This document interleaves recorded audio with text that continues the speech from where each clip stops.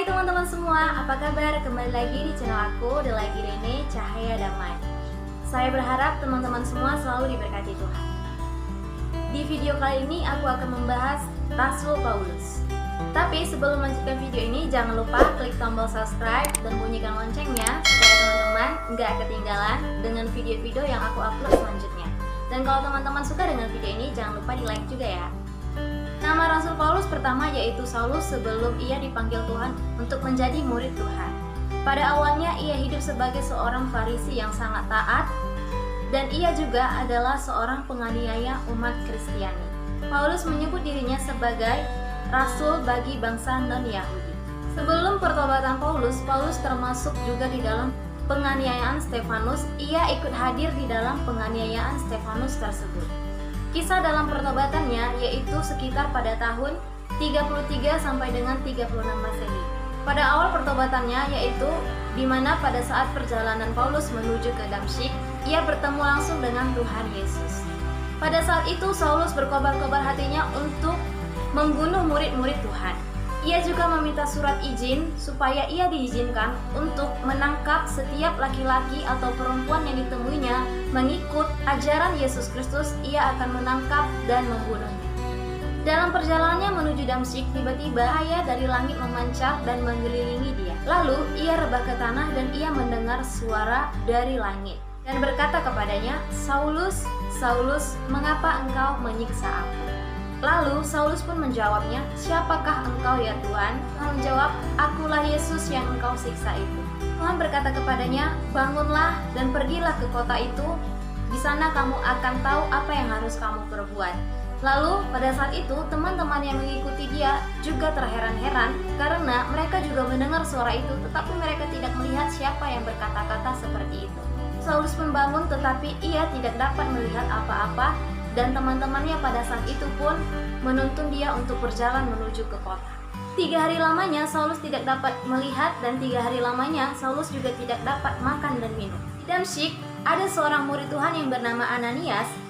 Firman Tuhan kepada Ananias dalam sebuah penglihatan.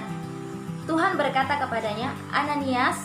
Lalu jawab Ananias, "Ini aku Tuhan." Lalu Tuhan berkata, "Mari pergilah ke jalan yang bernama Jalan Lurus dan carilah di rumah Yudas seorang dari Tarsus yang bernama Saulus. Ia sekarang berdoa." Dalam penglihatan itu Ananias mengetahui bahwa itu adalah Paulus yang bernama Saulus sebelum ia bertobat. Ananias berkata kepada Tuhan, "Dari banyak orang telah kudengar tentang orang itu, betapa banyaknya kejahatan yang dilakukannya terhadap orang-orang kudus-Mu di Yerusalem. Dan ia datang kemari dengan kuasa penuh dari imam-imam kepala untuk menangkap semua orang yang memanggil nama-Mu." Tetapi Tuhan menjawab kepada Ananias, yaitu, "Pergilah, sebab orang ini adalah alat pilihan bagiku untuk memberitakan namaku kepada bangsa-bangsa lain, serta raja-raja dan orang-orang Israel. Aku sendiri akan menunjukkan kepadanya betapa banyak penderitaan yang harus ia tanggung oleh karena namaku."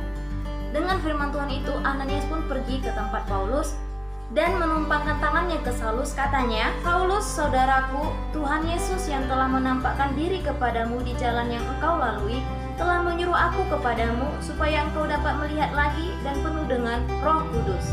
Dan seketika itu juga seolah-olah laput gugur dari matanya, dan pada saat itu Saulus pun dapat melihat kembali dan ia dapat makan dan minum kembali seperti biasa. Setelah dari pertobatan itu, Paulus pun pergi memberitakan tentang kabar Yesus di bait-bait Allah dan mengatakan bahwa Yesus adalah anak Allah. Paulus memiliki sifat yang terbuka, dia siap dikritik oleh siapa saja, dan dia mengajak para pembaca suratnya untuk mengevaluasi setiap kinerjanya. Paulus juga memiliki sifat yang tidak bermulut manis, ia juga tidak serakah, ia tidak suka mencari pujian. Paulus juga memiliki sifat rasa berbagi yang tinggi. Di dalam Alkitab tidak mengatakan bagaimana dan kapan Paulus meninggal, tetapi menurut tradisi Kristen, Paulus dipenggal di Roma pada masa pemerintahan Kaisar Nero, sekitar pertengahan 60-an Masehi, yaitu di Trifontaine Abbey. Kewargaan negara Romawi memberikan hukuman kepada Paulus, yaitu hukuman mati dengan secara cepat, yaitu dengan dipenggal. Pada tahun 2009, Paus Benediktus mengumumkan hasil penggalian makam Paulus, yaitu di Basilika Santo Paulus di luar tembok. Demikian untuk pengetahuan kali ini, semoga bermanfaat untuk kita. Dan kalau teman-teman ada pengetahuan tentang Paulus yang lain, boleh komentar di bawah ya.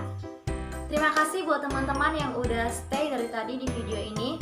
Jangan lupa klik tombol subscribe-nya dan bunyikan loncengnya supaya teman-teman nggak ketinggalan dengan video-video yang aku upload selanjutnya. Terima kasih buat teman-teman yang udah subscribe dan like. Tuhan Yesus memberkati.